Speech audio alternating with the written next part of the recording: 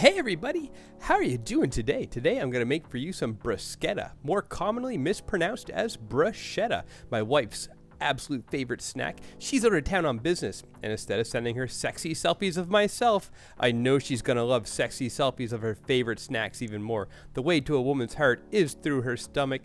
Do not let anyone tell you otherwise, and here is how you make bruschetta. Start off by chopping some garlic nice and fine and putting that in a bowl. Next, we're going to take half an onion, chop your onion down the center like so. Then we're going to take it, cut the end off, chuck it in the compost bowl on the side, peel the outside layer off as well. There we go, clean off that cutting board. Silly messes. Now we're going to take it and we're going to slice our onion over and over and over again, just like this. You will have a minimum amount of tears this way. Trust me, and your onion chops will all be the exact same size. Look at this. That took me a total of like 10 seconds, and that half an onion, they're all chopped the same size. Fantastic. Next, I have some fresh basil. Anytime you're chopping a leafy green, super easy if you roll it up and chop it like that. That way you have a minimum amount of chops, uniform size cuts, and you put that in the bowl too. Next, I have some fresh oregano. Man, I love Italian cuisine. Such a complex combination of flavors in Italian cuisine. Fantastic. Take that oregano, chuck that in the bowl too. Here we have some Roma tomatoes. Roma tomatoes have very little seeds in them, making them ideal for any salsa or sauce or bruschetta. I grow them every year in my garden, that's for sure. Once you have your tomato chopped up nice and fine as well, we're going to take that and throw it in the bowl with everything else. Now we're going to take that bowl full of that combination of fantastic flavors. We're going to add a little sea salt. We're going to add some fresh cracked black pepper. Look at this thing. I got 3 different spices in one shaker. This thing's fantastic. And we're going to add some olive oil to that as well. And we're going to stir it all up, put a lid on it. The longer you can refrigerate this, the better.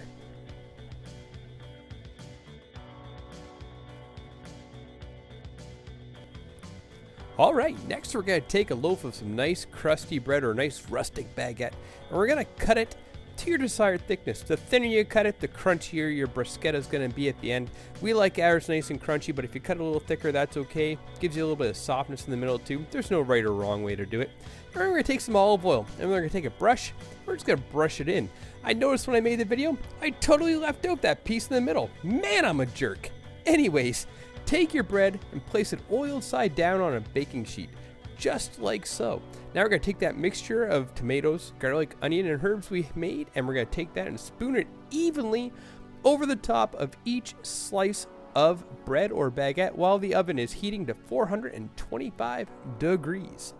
Once we've evenly distributed it, put a lid on that because you can save that bruschetta mixture for a couple of days in the fridge. Chuck it on some nachos if you want to, maybe later on. Sprinkle some feta cheese over the top of our bread slices, and when you're done that, sprinkle some Parmesan cheese over the top as well. You can't do Italian without cheese, but man, they love their cheese. Put it in the oven. Let it bake for 10 minutes until the bread gets golden brown around the edges. And there you go. We're going to garnish it off with some ranch dressing just like so. Nice and sloppy. Like, look, it looks like a painting. Fancy. Take some balsamic vinegar. Sprinkle that over as well. The balsamic will really bring out the flavor in those tomatoes. And there you go, guys. Delicious. Serve it to your guests at a dinner party. Maybe you and your wife just want to watch a movie at nighttime. Enjoy. Thanks for sharing. Have a great day.